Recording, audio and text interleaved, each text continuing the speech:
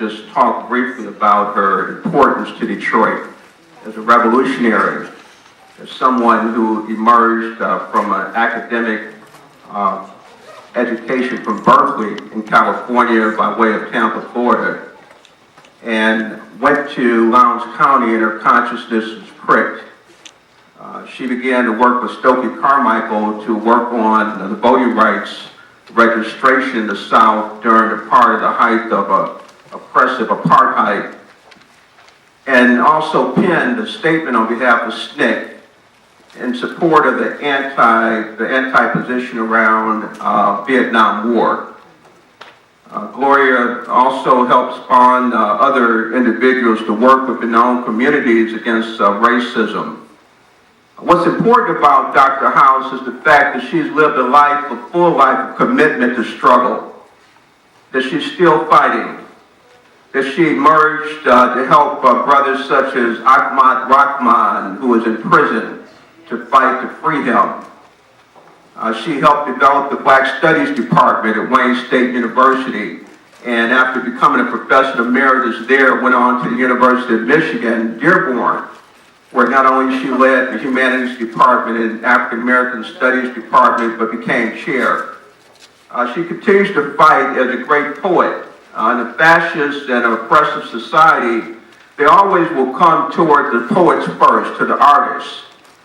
And so it's really a tribute on behalf of our board, our president, Juanita Moore, and our staff that we welcome you to a very important program. This year we've been focusing on the year of rebellion, looking at 1967 and commemorating that in a large historical arc.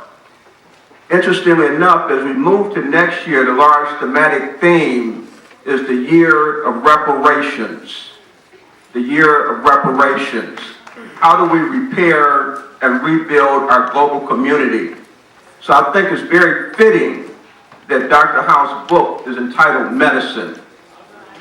Medicine. In other words, she had the prophetic thought to be aligned with what we need today in terms of the fight for revolutionaries. I would like to read just a couple quotes from the bio that you can find.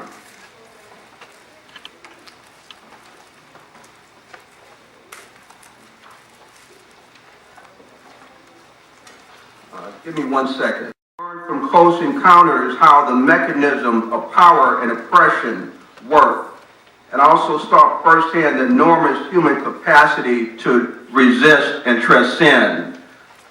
She's currently leading our Freedom School here. She's a treasure, and I'm so happy you're here tonight to share this experience, and please take her book, Medicine, home with you for your own personal healing. Thank you.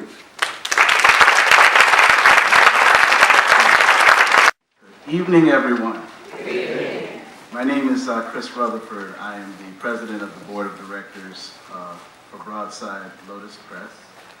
And we would like to express our appreciation to Ms. Juanita Moore, president of the Wright Museum, and Mr. Charles Farrell, vice president for public programs, for welcoming us and providing this special venue for tonight's program.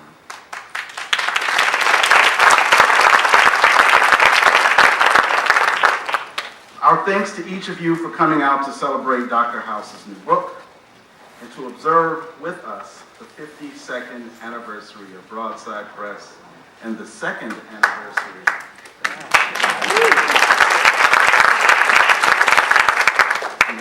anniversary of the merger of Broadside Press and Lotus Press.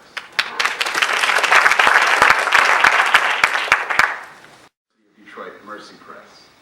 Many individuals have contributed to the production of Medicine, and I would like to recognize and thank some of them.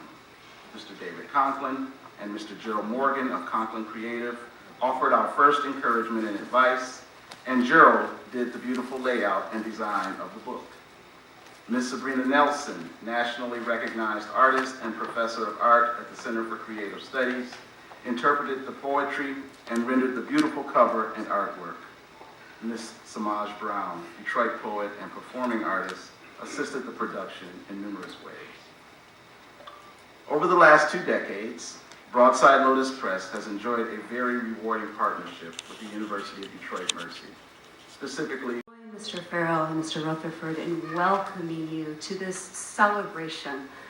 For the last 17 years, I have had what is the privilege of directing the Center for Print Culture, the University of Detroit Mercy and the University of Detroit Mercy Press.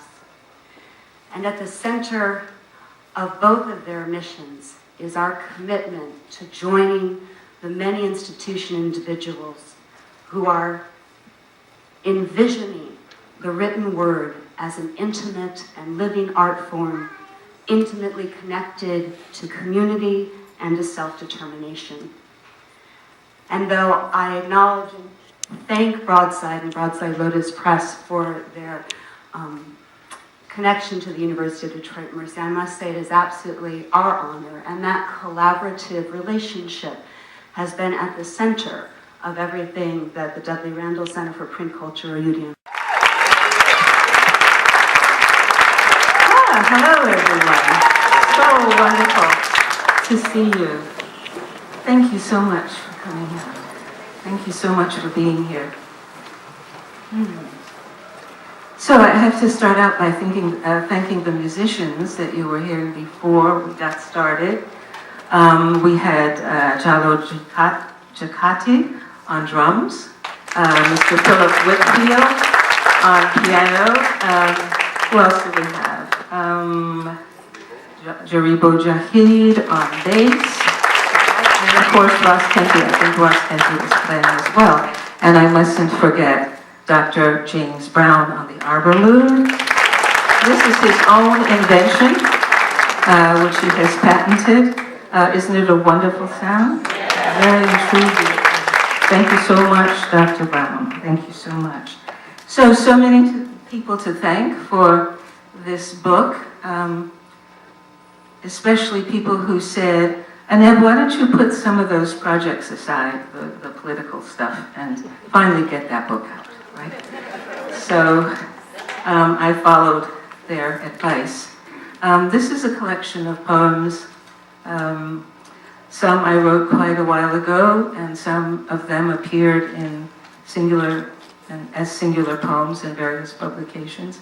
Some I've written very recently, but all about our rediscovering our spiritual capacities and our ability to overcome or to transcend the difficulties that we are facing as a people in this country right now, and that we have been facing for so long, but things seem to have worsened under the current administration. So I think that we need to look to each other and that spiritual fortitude that we've always had as a people in order to take us into the future.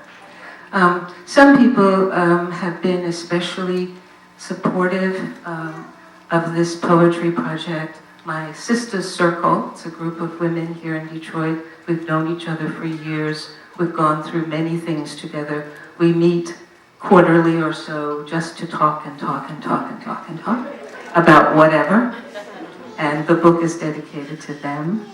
And it's also dedicated to my immediate family, my son Heru, my daughter-in-law Het, and my granddaughter Isis.